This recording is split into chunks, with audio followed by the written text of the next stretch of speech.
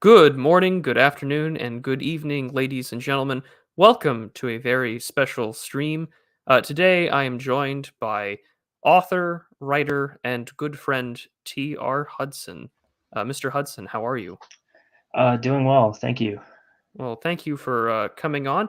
As our interview and our discussion today entails, we're going to talk a little bit about your book and what you've currently been up to. And all of his wonderful links are down in the description. If you have not read Automaton or subscribed to his Substack, that is all down below for you to do. But before we get really into the thick of it all, would you like to introduce yourself more in full to the audience? I mean, plenty of us on Twitter know who you are, but I think for YouTube and my subscribers, they would love to get to know you a little bit better. Sure. My name is T.R. Hudson. I'm a writer. Well, short and to the point then now, aren't we? No, I guess I don't know. I don't really know how to answer that kind of question. Uh, I Well, like. when did you wanted to first start writing, or has this always been something that you've wanted to do? I mean, I don't know. It's not like I'm a rocket scientist or anything, and there's like a high barrier to entry. You just start putting stuff on Substack, and suddenly you call yourself a writer. Um, I took some writing courses in college, and I had some aptitude there. Uh, I've always kind of enjoyed storytelling. Um, Would you always probably be the kind of person to tell a story and such at say like at a bar or anything like that, or did people always find you to be a good storyteller in terms of like verbal storytelling, or just that you felt like it would be easier to put things pen to paper? I'm definitely better pen to paper. I'm actually kind of boring in real life. At least I tend to think so. Um, no, it's more. I don't know. Even when I was a little kid, playing pretend with my younger brother, we would invent, I don't know, these sort of fantastical stories, and that was always a lot of fun, just creating lore and stuff like that. Uh, and that just kind of followed me into adulthood, uh, Is as there a arrested as it might be. yeah? Is there a specific type of storytelling or books that you liked as a kid growing up that really shaped you? You talked about creating lore with your brother, but so did that lean into say fantasy, science fiction? More science fiction. I actually did not read much as a kid. Outside, I didn't even read the stuff they required us to read in school. I just kind of skated by on. I learned how to play the game of school at a very young age. Uh, whereas, just read maybe one thing from the chapter assigned and then pontificate on that, and suddenly people think you know what you're talking about. And then when it comes time to take the test, I mean, most of them are multiple choice, so you get a pretty good shot at just doing process of elimination.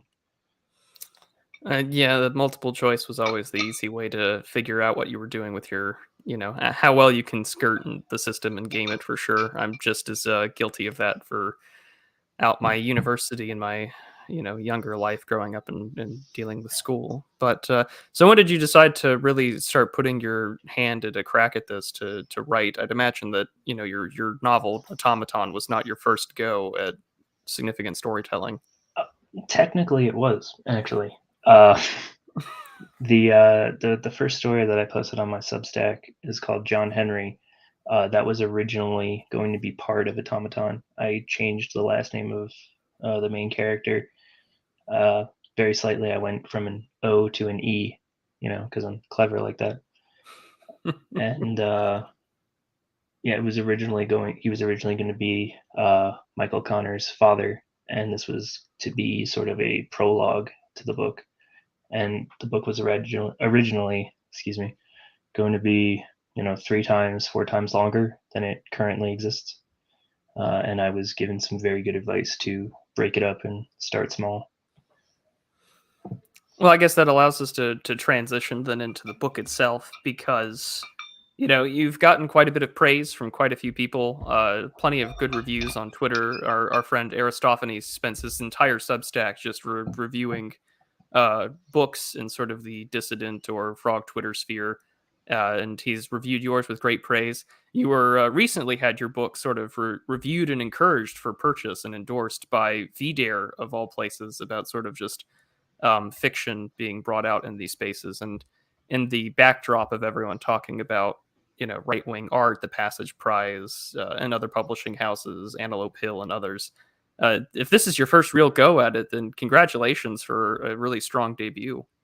Yeah, that's it's all kind of surreal in a way, because I came into this thinking that nothing would really come of it, that it was me just putting stuff out there because I just couldn't let it exist in my head anymore. I was kind of going mad. Um, and it was also sort of a, oh, you never finish anything, you should finish something. And now it's kind of the thing I want to dedicate the rest of my life to doing, which I say kind of flippantly, because you know, being a writer and doing writerly things is not as taxing for me as it might be for others. I kind of goof off most of the time. Then I have an idea, I put it on paper, I don't edit, and then I put it out there and wish I'd kind of edit it more. I definitely have the post first, and then edit or ask questions about myself later with my own Substack. I mean, I can't write fiction to save my life, but if I see something like there's like one I'm working on where I was very much just ready to reply to some sort of Chapo Trap House style YouTube comment. I was like, well, I'm just going to write about this instead. And that just tends to be how it works, I think, for a lot of people, is that you can look at something or drama or whatever, and it just comes naturally. I think that happens with a lot of good writers, that anyone who's got a certain lived experience or just knows what they're talking about, that they can really hammer away and go at it. And I think your book is a very good example of that. So I guess that allows us to really get started with the book. If you could give maybe like a 1 minute elevator pitch for those who haven't read Automaton as to why they should read it, what would it be? Sure. I didn't know how to answer that question for the longest time, but I recently did the Ironside podcast, and they asked the same question, so I'm a little prepared. Uh, the the premise of the book is an emotionally castrated bounty hunter is tasked with assassinating a scientist in a post-collapse America that is divided between two powers in a sort of cold civil war. Well, there you go. Let's dive into that then. So we've got a sort of post-apocalyptic, yet at the same time, a battlefield America between what feels like two very large factions, one very corporate oriented, another seems to be a little more definitely feel has a communistic vibe to it, but instead of calling everyone comrade, it's citizen. And it's certainly an interesting world to be in. I've read your book 3 times now. I was just recently rereading it for today, and it feels something very similar to a almost Fallout style situation, but grounded far more realistically without the dark humor of, say, the original Fallout 1 and 2. It's funny that you say that, because I probably right after I published, you did a podcast on your Substack about the politics of New Vegas, and you were discussing it with our buddy Paul, and I think Kid Ace as well, though I'm not sure. I don't Yeah, he was on remember. there. And you guys were talking about Fallout, and the whole time I'm like, oh crap, I stole that from Fallout. I took that from Fallout. Wow, this book is really inspired by New Vegas. I mean, it certainly has that feel to it when you sort of just look at the wastes of parts of America, or driving down parts of or walking down parts of I-80, I should say, and looking at these stretches of memorial highways and wondering if anyone would ever even remember who this person is supposed to be. And you see that all the time, right? Even when you're in small backwater towns like where I live, and it's just dedicated in loving memory to so and so, and it always makes you wonder um, who who's still around to remember those people. And in a post-apocalyptic setting, it's certainly one that would kick it off. But I don't want to spoil the text, so I really want to just stay within maybe the first 80 pages of this, and let's dive a little bit into the world. So we have, obviously a very divided America, very literally, caused by a tumultuous event known as May Day. Maybe you would hook our listeners in to talk a little bit about how this world got started. Sure. I mean, it's hard to get into because that's going to be covered in another book. This is the first book of a trilogy that I have planned out. I would say that the scientist that our main character, Michael Connors, is tasked to assassinate was the immediate cause of a financial collapse that sent an already kind of broken and divided America, much like we have today, uh, into a tailspin. Uh, Something that let's say the country were stronger. Let's say that it was more unified, more competently led. They could probably shake off this kind of tragedy, this monumentous event. They could probably recover. Well, not shake off, but they could probably recover from it. Uh, but America in my book is not even a shell of its former self. So of course it kind of falls apart. Uh, and from the ashes, we have 3 or 4 different states kind of competing for control, I'd say. And with that, we're just outside of, say, Fallout New Vegas. I was reading through today, and I was just thinking about the character's name, Michael Connors, and sort of this science fiction but very hard reality of the kind of weapons that we would see, both of what was used in Iraq and Afghanistan, but even in the current situation that we're living in right now. Was Michael Connors, by any chance, did you have Terminator's John Connor in mind at all, anywhere in that thought process?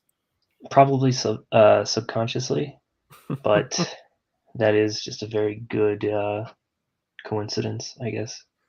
Now that you say that out loud, I think it's obvious, uh, but it certainly wasn't at the time. Well, it's funny because I purchased the book long before you and I had really started talking more and becoming friends. That I'm reading through, and it's just like, oh, I have to ask him this question. I have to ask him this question, just about little every part of the book, which I've quite enjoyed. One of the things that is kind of hard with a lot of fiction today, and my friend Gio and I on our show, it's on Thursdays, the Digital Archipelago. We were kind of talking about this in the last few weeks. Has been things feel so incredibly formulaic because most fiction that's written out there either fits the almost copy pasted. It's very American, I think, for everyone to sort of find and riff off of Joseph Campbell's, Hero with a Thousand Faces. But at the same time, it all of this attention seems to be, found in every facet and genre of fiction. You have the Dean Koontz and the Robert Pattersons and Stephen King's the world, and then you have all of the young adult fiction that is constantly, very formulaic about how the strong female protagonist is somehow doing quite well in this weird fantasy or post-apocalyptic world. And I, now, this is very a page turner in the fact that I don't think that this follows a very strict formula. That, I mean, yes, obviously there's some very key core storytelling aspects here, but I just enjoy the fact that I can have a page turner that isn't something that I have to, go out of my way to, like, well, let's see if this is any good. It's because it's written by someone who actually, has lived a life that isn't just, barista style, coffee and writing in a laptop and, agreeing with all of your friends on Twitter. It's kind of nice. hey, you have no idea. The next great American novel could have been written in a Starbucks.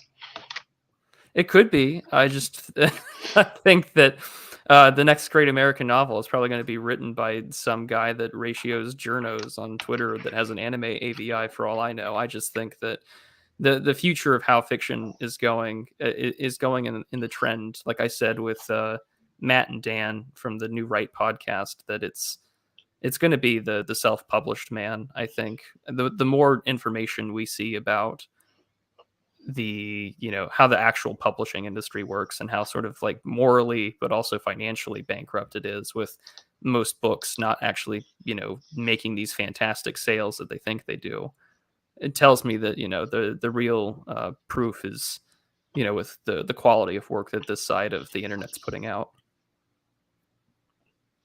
And to your earlier point, I wish that more mainstream fiction just copied Joseph Campbell, uh, but everybody thinks they're too good for that now, so they have to subvert your expectations. You see that a lot, especially. I haven't really watched the new Star Wars, but that's what a lot of people talk about, is how it's constantly subverting your expectations, and it's not George Lucas's Star Wars anymore.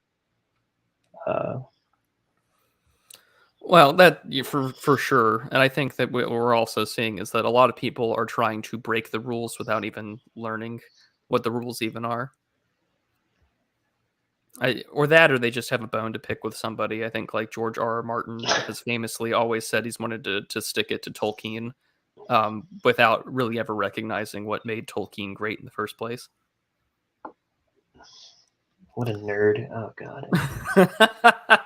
Well, speaking of nerds, let's dive into maybe some of the more science fiction aspects of your book, because while I know that you are not a someone who shows his face, I can show mine real quick, and I would like to let everyone see the title, or at least the front cover of the text here, so everyone can see the lovely book in front of me here. I'll go turn off my camera now. But of course, we always have the man behind the drone, and I just always find that to be very on point for what this text is about. Not only is the back got the famous quotation from George C. Scott's General Patton from the film Patton, about wonder weapons, but also the fact that we're dealing with automated UAVs and drone warfare at the same time. We're dealing with an automaton. We're very much dealing with a man who's, I think they called him that, an automatic soldier, someone who can't deal with the stress because he just doesn't perceive it. No, it's funny Yeah. you bring up the quote on the back. At first, I thought it was a real Patton quote, and I was like, "Oh, this is perfect." And then I found out that it was only said in the movie, and I was like, it's still too perfect. I got to use it. So way to out me there. Appreciate it. If it makes you feel any better, that's probably one of my all-time favorite war movies. This is something that like my dad and I will always watch at least once, usually at least once every few months, because it's one of our favorites. And Most definitely one of mine as well. And I remember we were gonna do a stream on it at some point. Maybe we should in the future. That'd be fun. Oh, we definitely should, because it is just one of my favorites. But yeah. I always thought as a kid and a teenager that quote was real too, so don't necessarily feel bad. Oh, good. I'm being equated with a kid and a teenager. Oh boy. Well, on that point, then I suppose we should get into the other aspects then here. So, with this being your debut novel, how long did it take you, from drafting out to completion? How long did it get you there? Something like 3 years, on and off. Yeah, I'd say 3 years. Did you get into a schedule to dedicate more time to writing more so, or towards the end I did. Once I kind of saw the finish line on the horizon, I kicked it into gear. Excuse me, sorry. Yeah, so it was probably you could almost see it like a parabola, where I started really strong at the beginning, then I kind of slowed down, hit kind of a midpoint of malaise, and oh, I'm just never going to get this done. And then some rising action, like, oh wait, no, I can do this, and until I built enough momentum that I was able to finish it. So you did undergo your own kind of hero's journey to see this to the very end, then. Yeah, I guess that's that. I didn't think of it like that. Um, you're a much deeper thinker than I am. Uh, I'm good at being impromptu and such. oh, there I you go. have lovely pewter metal plates that say I'm good at talking out of my ass. That's about Uh, all. oh, that's right. That's right. You're a debate pro. I was one of those annoying kids in high school. That's for sure. Um, so on that point though, the earliest time I think I can recall seeing your name around was when it was shortly after Bronze Age Pervert had been banned from Twitter, and at that time, Zero HP Lovecraft had made a Telegram account and had a chat room in there, and I had joined because I like Zero HP's writing, and I had saw you in there asking about assistance for writing, and I was really a lot of people had came in to lend your aid, and you and I've spoke before about how his help was a really big chunk in helping you get this out there, and I was wondering alongside him, who else has helped you online or offline about just the writing process and getting the motivation or the inspiration to carry on. Definitely. Buckle in. It's all a very long list. Well, go Starting, of for it. course, with my wife, Mrs. Hudson. She's usually my first reader. Not so much with this book, just because it's a little too violent for her. She's got a very tender sensibility about those sorts of things, which I appreciate. Um, but yeah, she's not only been super encouraging about me writing, but also she's a fantastic writer in her own sort of right, I guess, and she knows everything from like stylized language to actual grammar and spelling, which I struggle with. I'm more of a big picture kind of guy, and she's very much she's edited a few of my pieces, which I'm always grateful for. And of course, then there's Zero HP Lovecraft, who I probably can't say enough uh, praise about.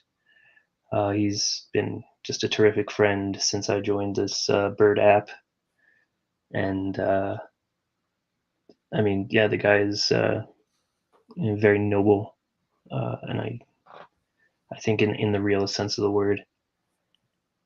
Uh, I mean, there's a ton. Yourself, I've sent you so many drafts of things that I wanted to post, and it's been reciprocal. I've tried to help you with a few things as well, though you seldom needed it. Well, Um, like I said, I'm a publish first, edit later kind of guy when people start hammering me in group chats about that. But no, that's just the way that it is, and that's the one thing that I've noticed since interacting more with the fiction or the writer sphere of this bird app is that it's an incredible community. Like, I mean, there's community for like political commentators or people that will help and host other people to garner a platform or to grow their own channel. Like, I have a countless list of people I should thank for getting me where I am in such a short amount of time. But I get always blown away by just how you guys really do treat this as sort of this like semi underground, publishing and just workshop for everybody. I mean, you and myself, we recently had Dan Baltic ask us to write blurbs for his book, and I don't write any real fiction or anything like that, but when someone just says, "Hey, like I like what you do. Like, can you do this for me and read my book?" Like, that's a fantastic kind of honorific because just these are people that have their own stories that they want to tell in ways that I wouldn't have ever expected unless of course you got on Twitter and started finding out about these people. Most definitely, and also shout out to Dan Baltic and Matt Pegas of the New Right podcast. I was going to mention them in my sort of thank you to everybody who's ever helped me segment that we were doing. Uh, Dan's book Nutcranker is coming out soon, published by I think Terror House, right? Yeah, Terror House. And I read it. I couldn't put it down once I started getting deep into it, and it's so funny. It really is, and that's Yeah. that's something that our spheres kind of haven't, especially me. Well, maybe even only me, because Zero HP Lovecraft is hilarious. But Dan's book is also really funny, and I think a lot of people are gonna hate his main character because they might see a little bit too much of themselves in it. Uh, Yeah, I know I had that effect a little bit. he's the anti literally me. But that's I'll have Dan on actually to talk about the book, because my goal is to, like I said at the beginning, is to talk to people whose work that I've read, enjoyed, and I want to platform them, because I think that, you know, I get blown away and I'm constantly humbled by the fact that, by the subscriber count below this, like below me, and the number of views that some videos get. Like, I know it's no big professional thing like other people, but like you're going well beyond Dunbar's number, and I think that that's fantastic. And so I want to platform other people that have written works of fiction, or even just philosophy or poetry or anything like that. So the fact that, I think Travis Erbacher in chat has done a very pointed out something like, it's a very real literary movement, a living, breathing ecosystem of fascinating people. And I think that that's very true. I haven't met a single writer in these spheres that either through Twitter or through other podcasts, that haven't written something that just kind of blows me away. And your work is definitely one of the bigger standouts out of all of them, because it's something that I want to keep reading more of. Like, and I know that it's a trilogy, but even today when I was rereading it and I was, going through it, I started, from page one. And before I left to go take care of some things, and before I came back, I was at like page 180, and I was just like wanting to keep reading and keep reading. And I was just very happy about that, because it's the last time, I can't remember the last time I picked up a piece of fiction and was just like really enjoying it. I mean, that means the world to me. Uh, there have been a few people who have reached out to me. Aristophanes, I'm sure I mispronounced that, but he's uh, he's become a good friend over the last few weeks. He wrote a very nice review of my book, and he's very similar to me in a lot of ways. So I found a kindred spirit, I guess. We were both in the army for a while, and both yeah, just a lot going on there that we have similar. I won't post his life story in case there's anything he'd rather keep private. But when a guy reaches out to me and say, "Hey, you know what? The book you wrote or the story you wrote really got at me at a very deep, visceral level," uh, that's why I do this. And so the fact that it's more than one person is even more gratifying. Well, that kind of brings into the next question I wanted to ask you, because I've got a list of about 8 of them that I wanted to get through. And the second, really, or really, this is number 3 now. The third one that I wanted to ask you was the question about your military service. Like you said, you were in the army. Um, how much of that, I mean, had impacted your writing? I would imagine that there are some scenes in here that definitely reflect the mind of a soldier. I mean, I grew up as a military brat, and I know plenty of people that have served or are currently serving, and it's just a very intense in its realism, not only just of, say, combat, but also how ordinary people can react to it, because the character Michael Connors is just so detached from that emotional or psychological aspect, whereas everyone else has got their own ways of showing how they've been scarred mentally or physically. I would say that in terms of like the combat scenes, the violence, the any sort of fighting or anything like that, I have no direct experience there. I was a pogue. I worked in communications when I was in the army. Excuse me, and that was, I mean, I lived a soldier's life, so a lot of people telling you what to do all the time. Then get enough rank that you start telling people what to do, and you kind of figure out a small piece of how the whole big machine works, or doesn't work most of the time, and then is declared to have worked. Uh, yeah, I mean, um, a friend of mine would often say, when it comes to his military service, "Glad I did it. Glad I'm out." And I think that's probably where I live right now. I think that there's a lot of people that share a very similar sentiment. I think even people who get in, whether it doesn't matter how long they serve, whether they go for the 20 or they get in there just to learn some life skills. I think that there's always been that sentiment of, well, I'm glad that I'm in there, but looking at it now, I'm kind of glad that I'm out.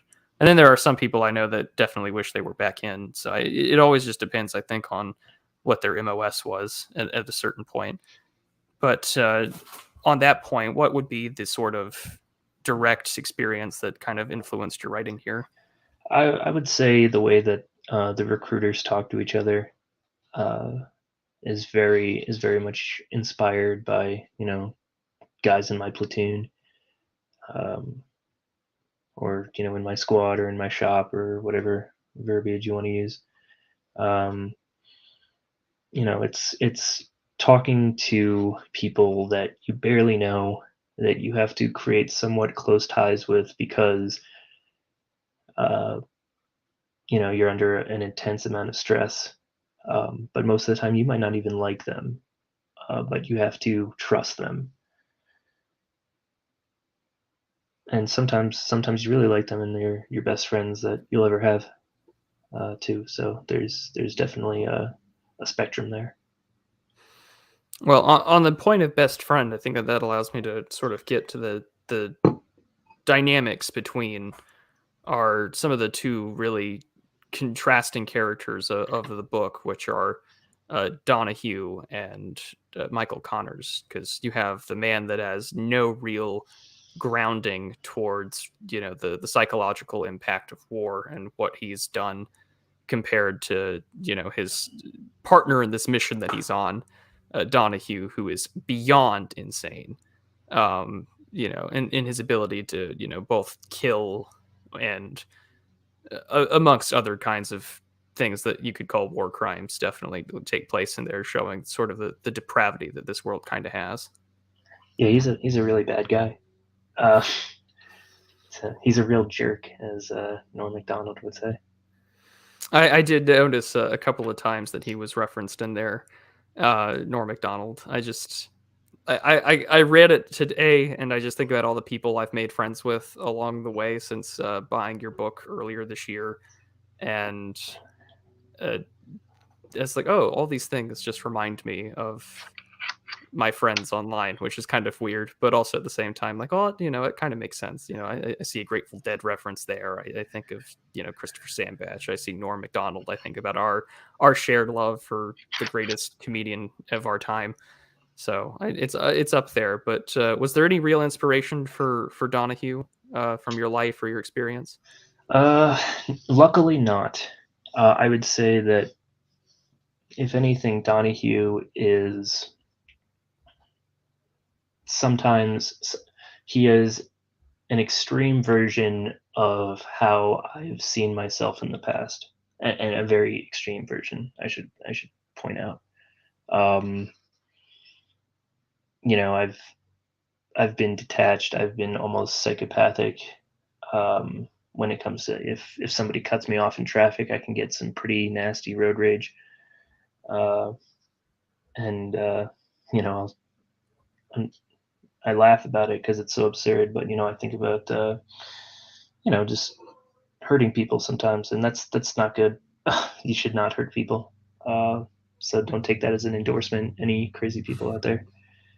Um, Only the nicest people come to watch this place, so don't that worry. is true. Um, Although my proposed answer to all traffic, because I curse and swear up a storm, unfortunately, when it comes to road rage, my solution to traffic has always been that when you have to re-register your car and get the little sticker for inspection and everything, that the Department of Motor Vehicles issues you one rocket-propelled grenade and one rocket-propelled grenade launcher, and you can use it anytime that you want while you're on the road.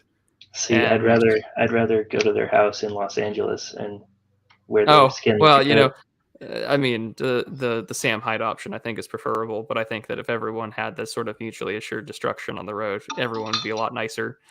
But at the same time, right, the idiots would all go blow themselves up first, and then that creates more jobs because you have to repair the road, and you're also taking out the excess of the idiots, the But it also population. creates more traffic. Well, it's a small price to pay for clearing out the idiots. So Yeah, we must you know, clear them out. we have to clear out the idiots, and we also have to create more jobs. It works out for everybody. But once you use your one rocket, that's you can't get another one until you re-register it. But those are just some of the strange ideas to fix the world that lie in my head. This is why I'm not in charge or have any power. Uh, so the next question I have for you then is that in regards to geography, is which of these places have you actually been into? Because we've seen parts of Ohio, New York City. We talk about Silicon Valley and San Francisco. What parts of America really did sort of inspire your language and descriptions of the road? I've been all over. I've taken that trip on I-80 before, a few times actually, just because you know road tripping is an American pastime. Uh, Certainly for middle class families like mine, um, which sucks. Is that's kind of a dying thing, uh, for a variety of reasons we could get into at some other point probably. Um, but yeah, I've only briefly been to San Francisco, um, but Google Maps is also just really helpful. And I tried to do a lot of research for the book. Um, so I spent some time in Cleveland just visiting a friend for like a week. So we did a bunch of touristy things, and try and read about Cleveland, as boring as that sounds, and it is. Uh, where you watch old television shows that like the Drew Carey show. I think I watched like one episode to understand at least his kind of love for Cleveland, because I never got it. And I also just used to like that show when I was a kid, so it was an excuse to relive some childhood memories of the 90s.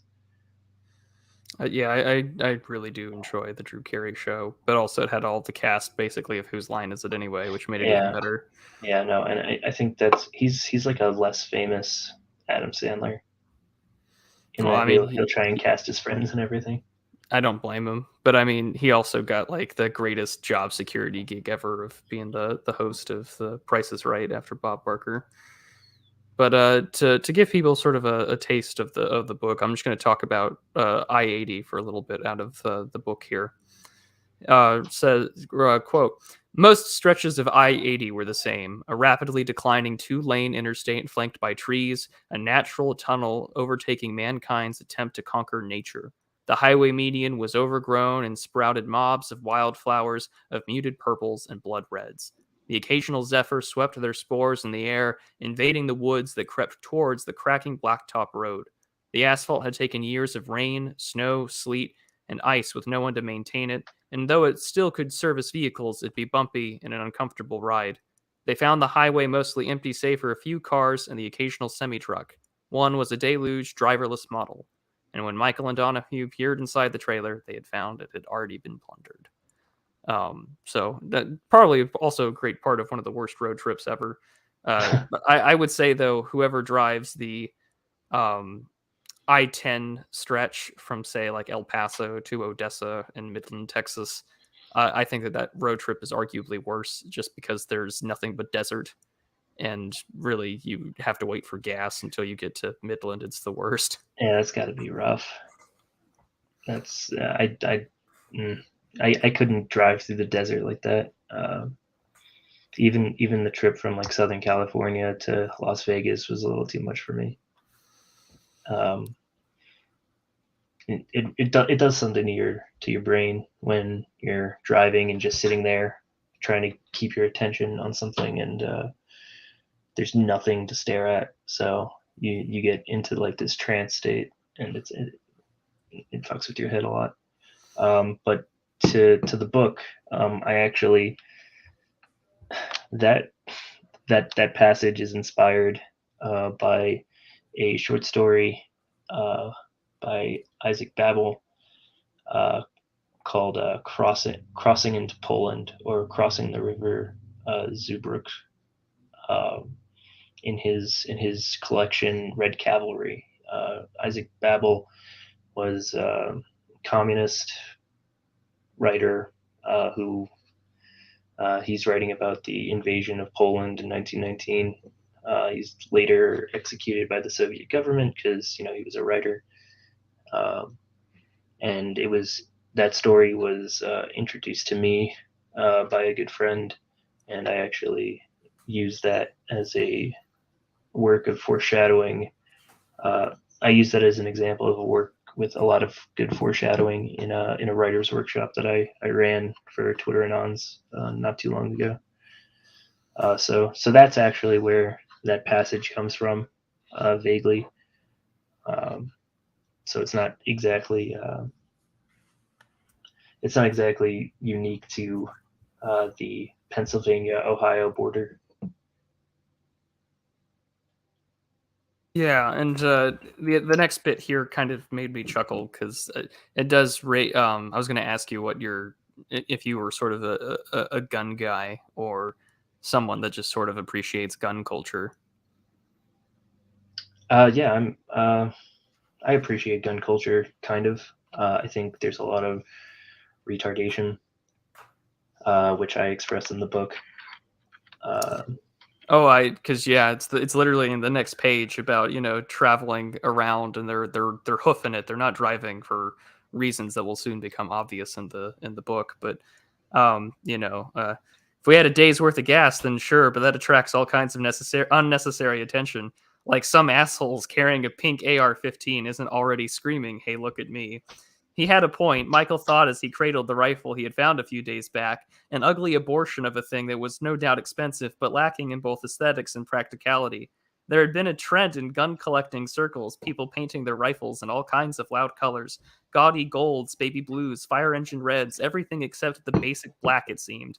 This particular firearm was bubblegum pink and had the extra annoyance of being made with skeletonized parts, which meant that if nothing else, Michael would always have something to do since dust invaded every nook and cranny. At one point, it had a unicorn keychain hanging off the charging handle, but Michael dispatched that monstrosity as soon as he had seen it. uh, I thought that gave me a good laugh when yeah, reading the book. I really enjoyed that part, and just the visualization of like this, these two rough characters, sporting something so stupid. It's just a really nice juxtaposition between how dangerous they can be and the absurdity of their circumstances. Uh, a lot of and we've kind of talked about this before, you and I, being children of the internet. So I've spent a good amount of time on 4chan, especially like K, and they'll do threads where they show like the worst things that they've ever seen. Uh, and I've seen it's always like Reddit tier soy jacks that have this kind of shit too. Uh, I've found, or boomers. Reddit gun nuts seem to definitely be that way, but I mean, you can go to an Academy Sports or and not an actual gun store, but the an actual like an Academy or a Bass Pro Shop or any other place that still sells firearms in America, and those kind of sporting goods stores, you will see a Glock 19 in bright bubblegum pink, and I always wonder who that's meant for. I don't feel like that's a gun that you buy for your wife or for yourself. But I just also think about every video game that's out there in some kind of desolate post-apocalyptic setting, whether it's Call of Duty's Warzone or DayZ or whatever, and you've got these kids Fortnite. just Fortnite or whatever, these realistic looking firearms that they can't use the real name of, but they can use its likeness. And these just disgusting neon colored skins that are basically loot boxes and gambling. But it just kind of had that comedic effect of, well, here are these two hardened men that have essentially become bounty hunters for a more evil military risk style of Elon Musk, and they're carrying like their loot pack skins for their weapons. It's quite a funny thing to put in the background of this wider world of what America's turned into. Yeah, and I think it adds depth to not only the characters but also just to the world itself. I don't like the term world building because I find that when people talk about world building, they're doing it out of lack of interest in their characters or lack of knowledge of what makes a good character. Um, and I don't mean to call anybody out specifically, or to insult, but that's just my view on things. Um, it's a lot. I mean, the oldest writing trope is to show and not tell, and I think that details like that do a great job of showing the absurdity of life that these guys are living, rather than just telling them, "Oh, life sucks." Well, that's actually one of the questions I had written down, was that this is a very character based story. Everything in which Michael interacts with either the environment, but primarily other people, is does kind of show us very, very much how broken he is in terms of his ability to connect and empathize with other human beings. And the it's a two-parter question. The first one being, um, who or what served as inspiration for Michael Connors? And then the second question, the two-parter with that being, is, um, where do you find the time to, or the time, well, not just the time, but the ability to write a character that you may not even be able to relate to, but write him so well? Well, I'll answer both of them, I guess, at the same time. The character is very much based on myself. I see myself as kind of living in, this hermetically sealed box when it comes to emotions and emoting, and that's for a few different reasons that I'm not adverse to going into, but maybe a little bit later. Um, Well, interesting, and I think that that kind of does lead to a follow up. I mean, not to go too personal into your own life. I mean, we're all to some degree respectively anonymous, of course. But I mean, how much of Michael Connors is a part of you, and how much of that is the added fictional window dressing of being a character in a book? I would say I'd say 50-50. Um, the way that one would write a character, I guess, and maybe I should be more specific. The way that I write a character, because I don't want to speak for anybody else. You take somebody that and you crank some of their you play with the sliders, I guess, a little bit. Like how in a video game um, you'll slide whatever to the right, and suddenly he's fat, or suddenly he's a she, or suddenly white man is a black man, or Asian, or whatever, right? But some of the characteristics are very much the same. So um, probably my best example would be my story. John Henry, the main character, is based on my father, but I changed some key aspects about my dad, and then suddenly there's this new human that is very much like a lot of other people, but also uniquely himself because of X, Y, and Z reasons. So I've a lot of my characters are either characters I've kind of seen on television or read in books, and then just changed it just enough so that they're uh, you know their own thing, or people I've met in real life. They say that the best writers are just good thieves. So yeah, I'm not declaring that I'm a good writer, but I am a good thief. Is there anyone in particularly that you feel that you've really stole from or ripped from? Not to say that that's bad. I mean, every man has his inspiration or sees something that has worked before and puts their own twist on it. But is there other characters in fiction that you've definitely looked at and said, okay, I can easily make this work here? So Cormac McCarthy is definitely my largest influence, and I say that, you It know, certainly shows. yeah. I mean that with praise. I appreciate that. A few people have mentioned that, which is gratifying in a few ways because, one, okay, I people recognize the thing that I set out to do. That's really cool. And then two, he's, the greatest living writer. At least, I think he's the greatest living fiction writer. He's got a couple books coming out in the next few months when I'm very excited for. Um, so the fact that my name and his name are even mentioned in the same sentence, paragraph, book, whatever, is, a huge honor. And I'm gonna be a little taboo for a second, and I apologize, but I need to step away for 2 minutes. Oh, sure. No, I no know I worries. apologize to all the listeners out there.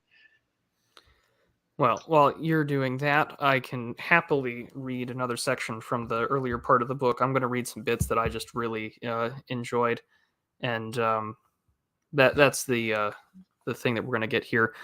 So this is from very early on. This is after a bit of some rating, but here goes this. Gomez and Donahue went to guard the fire escapes. No doubt they tried to run once they heard the gunshots. Meanwhile, the polite knocking went the way of the dodo, and each apartment door was met with a boot or the battering ram. Michael led the charge against the old couple, and he saw the fears in their eyes. He was used to that look. He understood that look. It was a mix of surprise and desperation. Michael wondered if the old woman would hide behind her husband, or maybe the coward would throw his wife at him, but neither happened. They stood together, hand in hand, and dropped less than a second apart, their blood mixing together in the neat pool below them. The rest of the building was more or less the same. More scared, shocked looks, more bodies, more spilled blood. Took them another couple of hours before all was said and done when the cleanup crew got there. Michael could see no look of horror on their faces through the hazmat suits. Instead, they regarded it as routine. In the debriefing, Captain Marcus looked furious as he read the after action report. Michael and the others could only sit down and be dressed down. And now that we have Mr. Hudson back, I'll stop our reading there. Just giving people a taste of what they're in for if they haven't read the book already. Sure, yeah. The apartment complex of cannibals is, totally lifted from McCarthy, especially if you've read The Road. Yeah. There's a very similar scene, um, and so and I don't typically recommend people watch movies based on books, but the Road movie's okay, and something like that needs to kind of get seen on screen. Um, so go watch the Road movie. Don't watch it with your significant others or your children. It's pretty messed up, but watch it, and you'll kind of get what I mean. It's it's horrifying, but especially in the book, it's horrifying and beautiful at the same time, which is a strange contrast. Yeah, and it does make one wonder what kind of communities may unfold in some kind of post-apocalypse. I mean, cannibalism is always touted about, and historically we've seen that happen. We're in times of extreme famine, whether it's under the Soviet regime or the Great Leap Forward. There's always been a point in time where cannibalism has been resorted to, and unlike that time in the past, right? This is a situation where someone can just kind of say, contact front and start dropping, cannibals. Right, and I guess I was trying to. I guess I'm putting the seeds that he's not totally gone in terms of his humanity. There's still strands of Michael's hu- humanness and soul still in there, even though if it's been locked away for 10 years.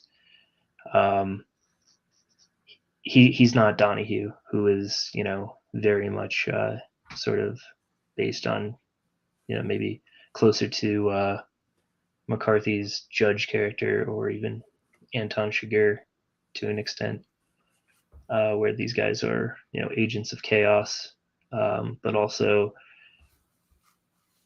outside of human morality. And in the Judge's case, human understanding. Uh, our good friend Astral has, probably the best work that I've read on uh, Blood Meridian and the Judge in particular. So if you're a fan of McCarthy like I am, definitely go read his stuff. And I mean, all the literary analysis he does is great. And if we took the rest of this stream to talk about all the people I admire, we'd be here all night, and that wouldn't be a bad thing, because all this work deserves to have people reading it and loving it as much as I do. Well, like I had said at the beginning, that's sort of the plan, is to give our writing friends a platform on here, because the more I've read, for instance, I've read Semiagog's book Vinculum. I haven't read his poetry yet. I've read, I've even purchased Buy Me a Gorilla from Spinach Bra. I've bought your book, and I plan to, I've read Dan's, and so I just want to bring everyone on and just, talk to them, because I think that, like someone else in chat had pointed out, this is a real movement. People talk about the writing scenes of the past. Like where Jack Kerouac used to hang out, or what the Harlem Renaissance was about. And I just do think that in this sort of digital era that we live in, that there is an online ecosystem, an e-space, this niche atmosphere of writers and publishing houses that are actually putting out, fantastic works of fiction and nonfiction. I mean, Imperium Press put out Academic Agent's book, The Populist Delusion. And just there's this environment where, in an age where you had Joyce Carol Oates, on Twitter talking about how there's like basically no white male manuscripts being read, that all these despondent young writers and just decided to say, what, we'll just band together and we'll do it ourselves. And I think that there's a lot of praise to be said about that, because you've kind of become one of those sort of members in the community that people will ask advice to, or just read. And you had mentioned earlier on that point that you had hosted a writers workshop. Do you want to talk a little bit about that, and are you going to be doing something like that again soon? Sure, that was a catastrophic failure on my part, just because life got in the way, and if it any success that it did have was because of the writers that were in the workshop with me. They were dedicated, hard workers, uh, and I only hope that they got something out of it. We would meet off on in a Discord, so I think that still exists. I haven't checked it in a while, but we'd post stories. I created a syllabus, so originally it's going to be about 10 weeks long. So each week, we'd start with a short story that was assigned. Then everybody would have to turn in a one-page homework, whether it was an exercise in editing, or character work, yada yada yada. Just something to help people. A lot of times, people need prompts to really get the juices flowing, and then some of the best stuff that I've written have come from prompts from other people. So I think uh, that's definitely helpful. And then we would spend the rest of the time uh, editing and critiquing somebody's piece that week. So somebody would submit, about 12 pages worth of fiction, and everybody would have a week to uh, edit it, give their input, and not prescribe any changes, because that's I don't advocate for that.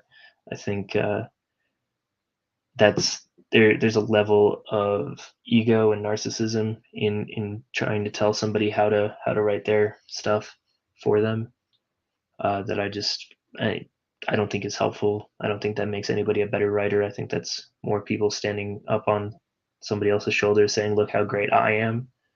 So I'm sure I'm guilty of this, uh, but it's something that I try to be aware of and try to avoid if at all possible.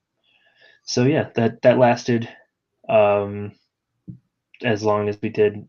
It was capped off by a talk, but excuse me, by a talk by Zero HP Lovecraft, who was gracious enough to answer our questions, and yeah, that was probably the highlight of the workshop for me. Well, do you plan on? I think after those lessons being learned, would you continue or try again in the future? Yeah, I would definitely try again in the future. I need to. I just need to figure a few things out on my end. Uh, get myself sorted out personally before I go out and try and change the world. Um, and I think I'm getting there, but Hmm. I'm not great at keeping promises, which is a unfortunate character flaw that I'm working on.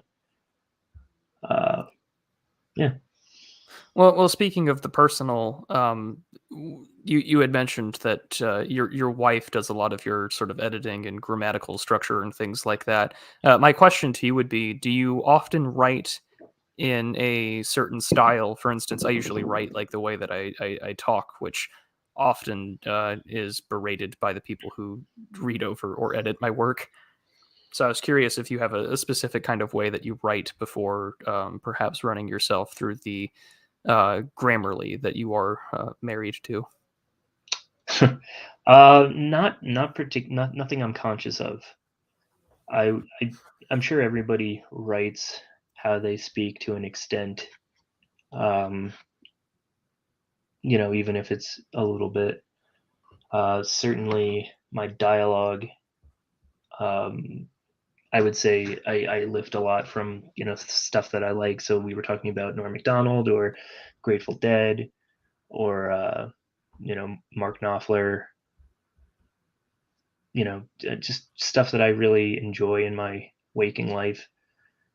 Um, and I find that the more niche you go on certain subjects, uh, the more general it can be. So the niche, yeah, the specific describes the general, and that I learned reading James Joyce's Dubliners. So uh, Dubliners is his collection of short stories about his life in Dublin, Ireland, and I mean people still do tours of Dublin. Uh, you know, trying to find the landmarks, and I'm sure some of them are gone now because we live in a uh, well, we live in a world, and We live in a society. we bottom text, There you go. and but at least when cities were unique, Dublin was Dublin, Berlin was Berlin, New York was New York. Now they're all kind of a collection of Starbucks and Pretz and you know public transportation. Well, you've mentioned quite a few influences. A great love for Cormac McCarthy. Is there any living writer besides Cormac McCarthy that has put a strong influence on you? I was gonna say, did he die? Is that and you're telling me this for the first time? Oh, I would hate to be the one Oh, breaking that the would that news. would For that would kill me. I'm Not hearing this really, but now, just now. No, I wouldn't do that. hold me closer, tiny dancer. No, let's see. I'm staring at my bookshelf right now. I would say Phil Cly. He wrote a collection of short stories called Redeployment. So it's very military focused. He has another book out called Missionaries. I haven't read that yet, but I know that Redeployment won a whole bunch of awards, and it's a really solid uh, piece of literature. Especially, I also read Breakfast with the Dirt Cult. That's those two books are probably Afghanistan, Iraq books, I'd say. So I appreciate both of those writers immensely. They certainly uh, make up for my lack of combat experience with the way that they write. So I'm sure that I took from them, though not consciously. Let's see who else. I really like um, Sid McCarthy. I really like Patrick O'Brien. He wrote the Master and Commander series. Oh yeah. I don't know if he's still alive, but uh, those are pretty recent works, I'd say. Uh, One of my favorite books ever Well, is he's Matterhorn. been, I hate to break it to you, but Patrick O'Brien's been gone for a while. Oh no, no, I have to mourn a man I barely knew. Uh, Well, how unfortunate. Um, yeah. So Matterhorn by Karl Marlantes is probably the book on Vietnam, uh, for my money at least. Some people will say the things they carry, and I don't necessarily disagree. I think Tim O'Brien's book is really, really good, but I think Marlantes is better. And if you care about pedigree and all that, he's like a Rhodes Scholar and all that. But he's not like a WEF kind of guy either. Uh, so don't worry about that. uh, I'm sure there's more, but we'll leave it at that for now.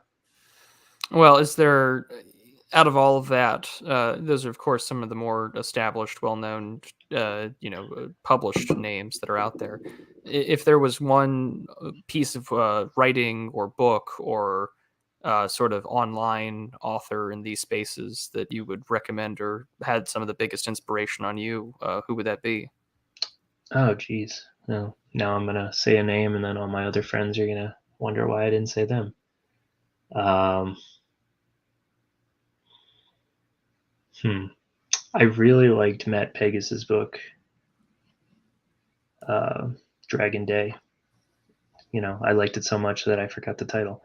Um, no, but seriously, Dragon Day, also put out by Terror House, is a really good college novel, even if it's a little degenerate. I don't particularly mind that, but I know some people have sensibilities, or they just don't want to read, uh, a rape scene in the first two chapters or something like that. But I guess you wouldn't like my book either, unfortunately.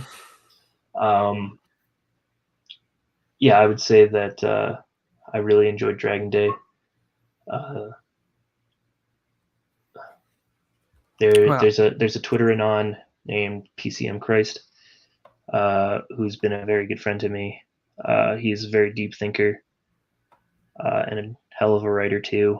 I believe his most recent piece in Man's World, Human.exe, is ready for people to read, and that's a really great short story because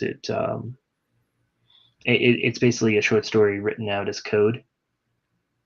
So it tells a narrative of like kind of a automatic, uh, what do they used to call it on the telephone? Robo dialers, right? So it's a robo dialer basically telling you that you need to end hero. ooh, Yeah, yeah, it's great. I highly recommend it. it's going to be Uh, out in Man's World, the latest issue. if it's not already out, because unfortunately I'm a bad friend and I haven't been keeping up, but I believe it's either the issue that's out now or it's coming up soon. I'll be sure to keep my eye out for it because I just started following him and I do like some of the things that he's said and put out. So it's good to know. So I'll be sure to keep my eye out for that. I've been enjoying all of the articles that have been out in all the issues of Man's World. For those who are sort of in the academic Asian sphere, you'll know that Columba has had a piece written there, um, and along with a few other friends, I think that our good friend Stain Haynes is going to be writing for them pretty soon as well. So like it's a big and bustling place over there with Mr. Raw Egg Nationalist. Yeah, he's he's a gem of a human being. I think I say that every time I'm interviewed, and it's almost getting cliche at this point. But he's really just a fantastic stand-up guy, uh, very talented. Because I mean, he does it all himself. He published the first chapter of my book. He ran an ad for it in Man's World as well.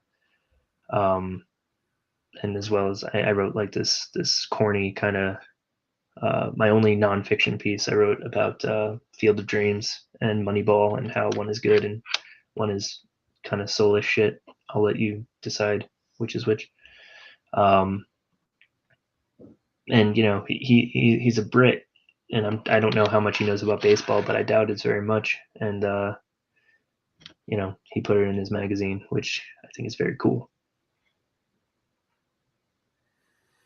Well, I mean, that's an amazing thing to have happen, and I mean that's the fact that there is an ecosystem to advertise as well is a fantastic addition to all the writing that's being put out there.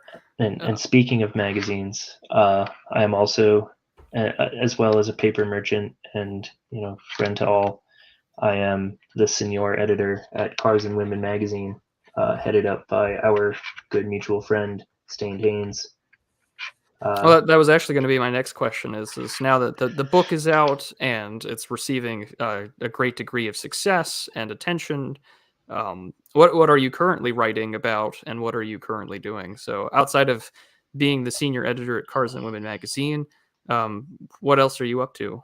You said that this is a trilogy, so I take it there's progress being made on the second book. No progress to speak of. I'm avoiding it like the plague. For a few reasons. That's not true. I've got maybe I don't know 60 pages done of the next book. I've had a friend, Brad Kelly of the Art of Darkness podcast, read it. He's another great writer, by the way, that you guys should check out. Him and Kevin Kautzman run that podcast, both accomplished writers in their own right. And yeah, so he really liked the follow on. He gave me some really helpful notes, and and you know whatever short stories kind of pop in my head that I just need to get down, because I'm having a nightmare in the middle of the night, and it's the only way to get rid of them. My laptop and my phone are sort of dream catchers in that way, I guess. Well, I was going to also let people know about your Substack where those short stories can be found, because not only were you the not only the senior editor at Cars and Women, you've got this book out. You also were the winner of Antelope Hill's 2022 short story contest, Small Victories. So that story is what's it called? That story is called The Castle. That was a lot of fun because I had already written it, put it on my Substack. I saw that there was the topic was small victories, and I thought, oh, this story kind of fits into that. And I read up on the rules to make sure that I wasn't falling afoul of anything, because everybody likes to have kind of exclusivity, and the people at Antelope Hill are very gracious when it comes to that sort of thing. So it wasn't a big deal that I'd already published it on my Substack because I didn't put it anywhere else. And I did it on a whim. Honestly, I was like, you know what, I could use the prize money. That'd be nice. And I submitted, and lo and behold, I won. So I wish that there was a more inspiring story of grit and determination and stick to itiveness and something good that people can take away from that. But no, sometimes it's just dumb luck and skill. Well, I am going to link in the chat for everyone to sort of read one of my favorite short stories that you've put out there, in remembrance. That'll be in Cars and Women magazine. That one just is a solid gut punch, but it's also a close.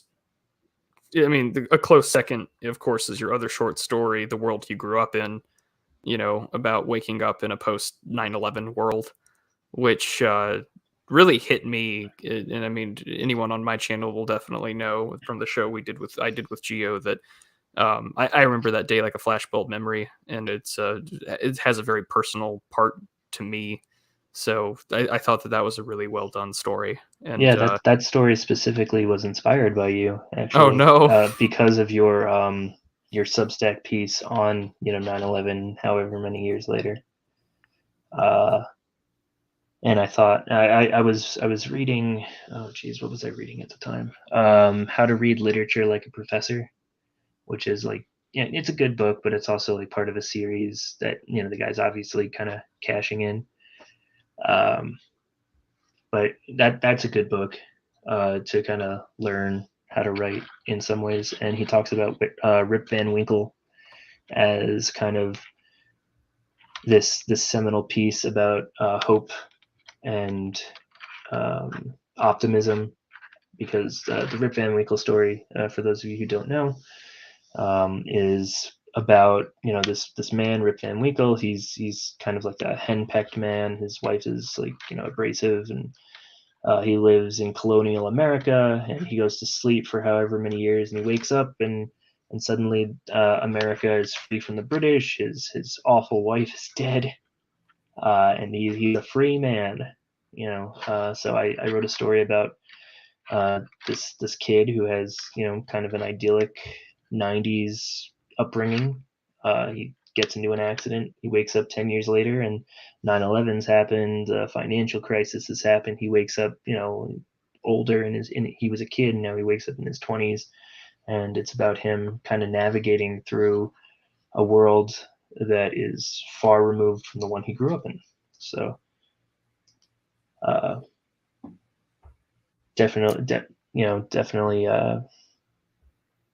one of my. I had fun writing it. I don't know how much fun people will have reading it. well, I think when it's on that subject matter, I think it's always good to sort of remind ourselves that I think September 11th, and also by a greater extent the 2008 financial crisis, for a lot of millennials and young people, that those were like your childhood innocence, or that sort of story that you can make it in the world being ripped from you, whether it was watching nearly 3,000 people die, or witnessing any hopes of a financial future being secured. Definitely has an impact on what I always added up to childhood innocence, even though you can be like 16 or 17 when it happens. But on the point about Rip Van Winkle, does Washington Irving's writing ever had any influence or impact on you? Oh, He's most one of my definitely. all-time favorite writers. Oh yeah, no, Washington Irving and then Nathaniel Hawthorne are just. I mean, you can't be serious about American literature and not be inundated with their influence.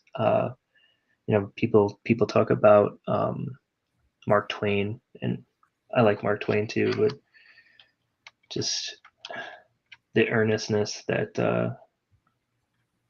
Hawthorne and Irving both wrote with, where it was you can't buy that sort of I guess, yeah, the best word is earnestness, and reality. And I'm sure I could jumble together a sentence that's sort of coherent about how much I like those two. Yeah, I think because half my audience on YouTube is not even American, but if you really wanted to understand the old, American soul, and I know that sounds oxymoronic to say old and American in that context, but if you really want to get into the heart of what makes American literature, you kind of have to read Irving and Hawthorne, because even to this day, the great writers of America, they still drip with their influence, and that's just fundamentally a part of the American writing culture. I think. I mean, you can see it anywhere, even those that have a moral code that is anathema to say that of the old Puritan style of writing, but it's still there. Yeah, I mean, how many people are writing ironically about the Scarlet Letter? Yeah, I mean, it's never gonna. That'll probably never go away. I mean, they can satirize it or do performative work all they want, but it's certainly there. I mean, even the great lefty Arthur Miller. The whole Crucible is based during that time, and it's trying to pull from the writing and era of Hawthorne, which is all the more evident in his work. So I actually like the Crucible for what it is. Like, understand the context of it, and it's subversive as hell, but I still liked it. I'm more of a I enjoy more of a Death of a Salesman. I actually haven't read that. I have it on my shelf, but so much to read and So little so time. well, too much time goofing off. Well, that's definitely true. I think I tell myself that with my own essays that I write on Substack. I'm like, I should really just get these done and not goof off on the Bird app. But it Well, happens. it's funny, because we kind of touched on him a little bit earlier. But I was listening to an episode of Caribbean Rhythms with so Bronze Age Perverts podcast, as if everybody didn't already know that. He had Zero HP Lovecraft on, and they just start talking about AI, and they're reading these articles and essays that I've never even heard of. But I don't know when these guys sleep because they're so well read, and it seems they're always posting. And maybe a lot of it's automated, and there's a little man behind the curtain, but it's impressive nonetheless. The how much work these guys put out, and probably because they don't goof around nearly as much as I do. Yeah, I can definitely see that. I think our friend Stain Danes is onto something when he has just automated tweets, and then only when he's done with the day or his writing does he do really good effort posting. And I think that there's a secret in that, so I can get more of my own writing and reading done because it's important, I think, to be as well rounded in how much you read in order to do it. But there are some say that Bab's an insomniac, and I would believe it just by how much he can cite or talk about articles that he's read, and to be on par with anyone that he has as a guest. But with that, there was this wonderful super chat that came in earlier that I thought was just very perfect for us to have on there. So M sends her $10 Canadian. My sympathies for being Canadian to you, M. I'm sorry. But he says, finished Automaton a couple of days ago and was a great read, particularly the apartment building section. If people start using the "he's just like me" meme about Donahue, then we're all in serious trouble. That's yeah, that is true. But sometimes I wonder, if we had, a couple of Donahues, how fake and gay would the world be after like a week? Anyway, that's my please don't go out and do bad things, people on the internet. Peace and love. That's what I'm advocating for, and the proper political process. Vote and eat your vegetables. Yeah, just if you buy the book and you read it, you'll kind of know that Donahue is not the kind of person that you want to emulate. Oh my goodness! If I end up like Saint Eliot and my manifesto is out there, oh jeez. That we'd have more troubles than we'd like to admit, wouldn't we, kids? But the final question though that I would have out here is that there are plenty of people that see what's happening and see that people can write a book, and that are becoming self-published men and are getting sort of the acclaim and the credit I think that they properly deserve. And let's not kid ourselves. And of course, that does take a lot of work. Like you said, you worked on this on and off for 3 years before it finally was published. What advice would you give to anyone that is currently working on a manuscript or a collection of stories? What would be your advice to those that also want to be a part of the self-published man? Don't worry about it being terrible at first, because it will. You're going to go through a few. I don't think you're ever going to love it. And this is advice that I've gotten from people who are published in like mainstream publishing or whatever, for whatever that's worth. I don't think you're ever going to. I certainly never love the piece when I publish it. If I do proper editing on it, if I do proper revision, I get tired of it after a while, and I'm just like, okay, it's at a state where I don't think I think I'm gnawing at diminishing returns, and I just have to put it out there because I just can't look at it anymore.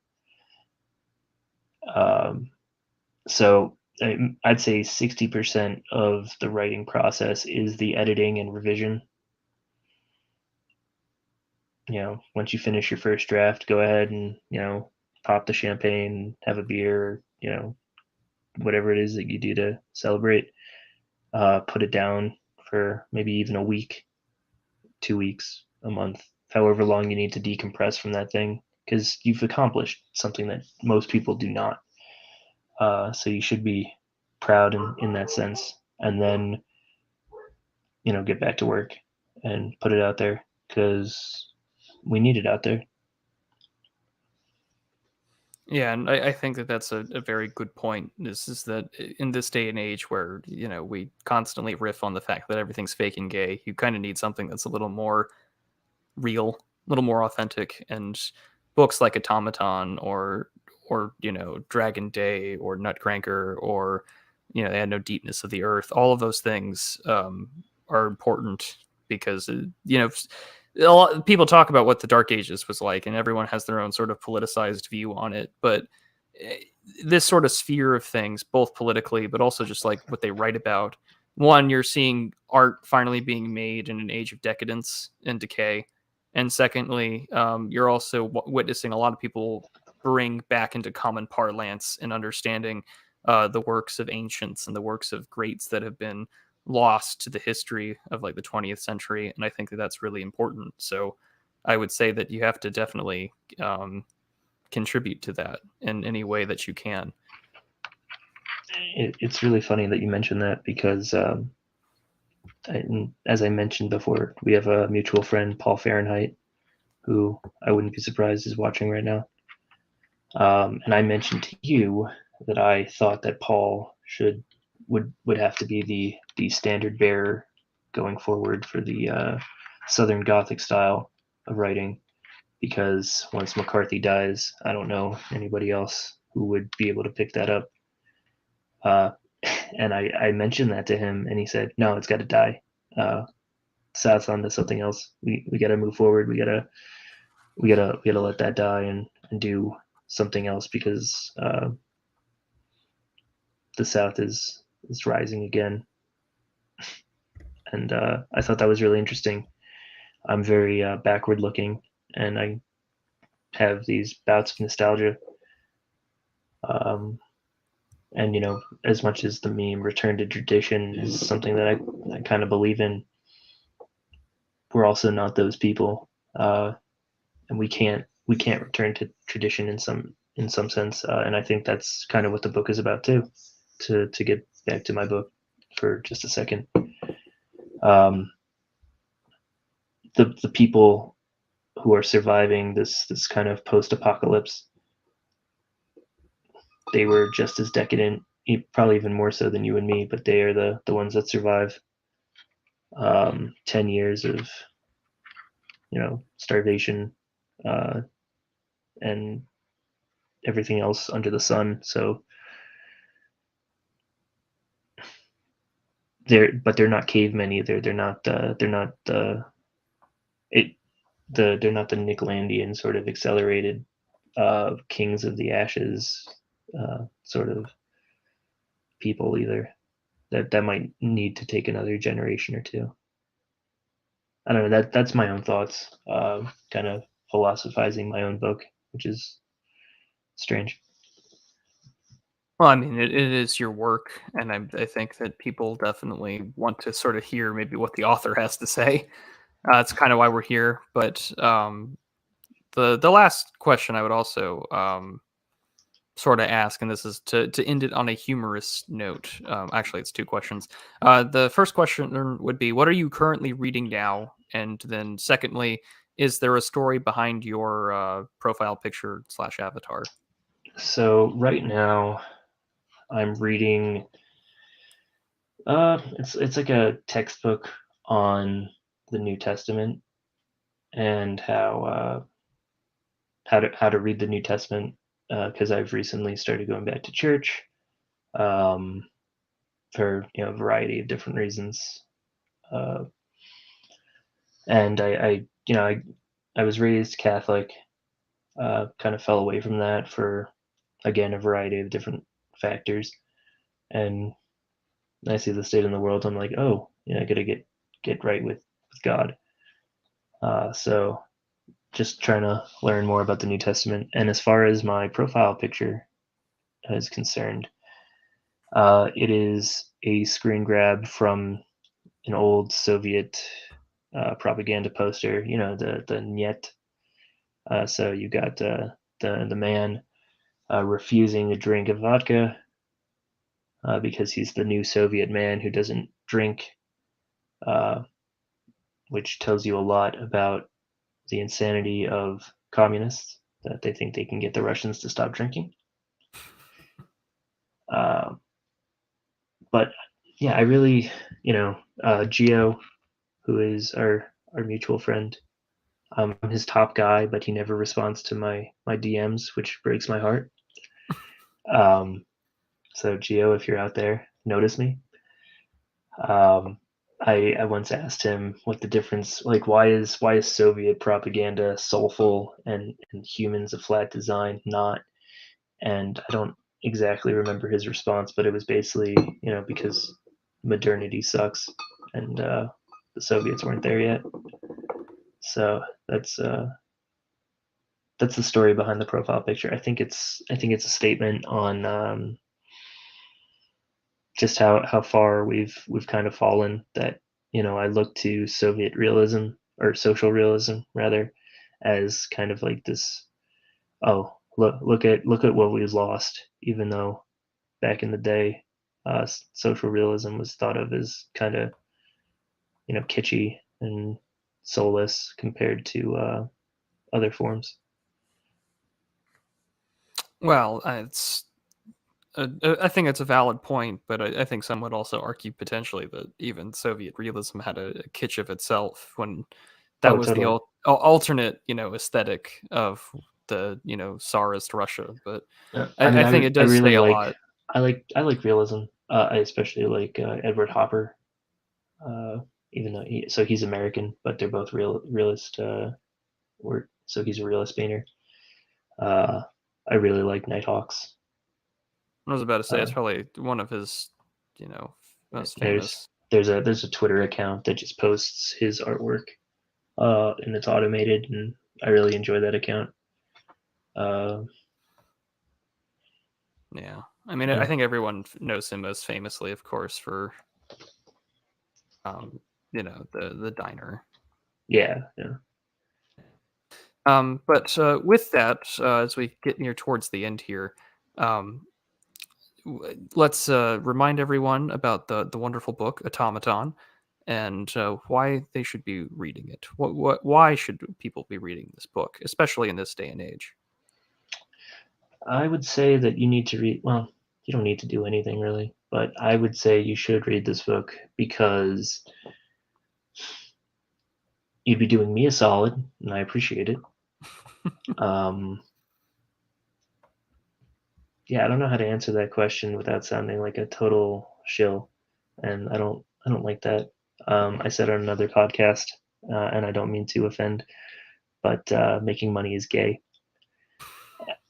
and I think especially of like the Steve Turleys, who are just the masters of shilling, uh, and I'm just I can't do it. I for all his for everything that people might not like about him, I like AA's style of shilling because it's kind of it's kind of awkward, and he's I don't think he's totally comfortable doing it, and there's a realness to that that I enjoy. So buy my book, I guess, if you want to, and subscribe to the Prudentialist. Get Cars and Women magazine, especially issue 6, and sub to the Substack. Yeah. All of your links are down in the description. If that's the case, I will do the more pumped up shilling. Then this book is a fantastic read.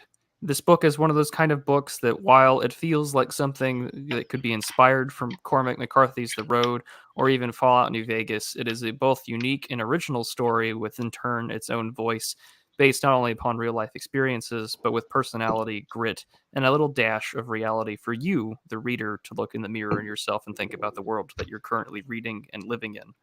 And so, with that, I can't recommend this book enough. Your book and Semiagog's Funiculum were the first two that I really picked up early on in doing this YouTube stuff. And I've enjoyed them both very dearly. These sort of science fiction grounded in reality texts are my favorite because they're more believable than most.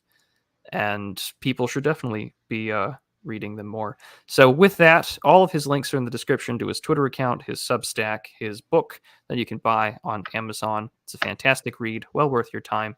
Mr. Hudson, thank you so much for coming on to have a little bit of an interview and one on one about who you are, what you write, and what you do. Thanks for having me so much. I'll probably talk to you later this week because, we're friends. Yeah. All right, gents. We'll see you all next time. Thank you so much and take care.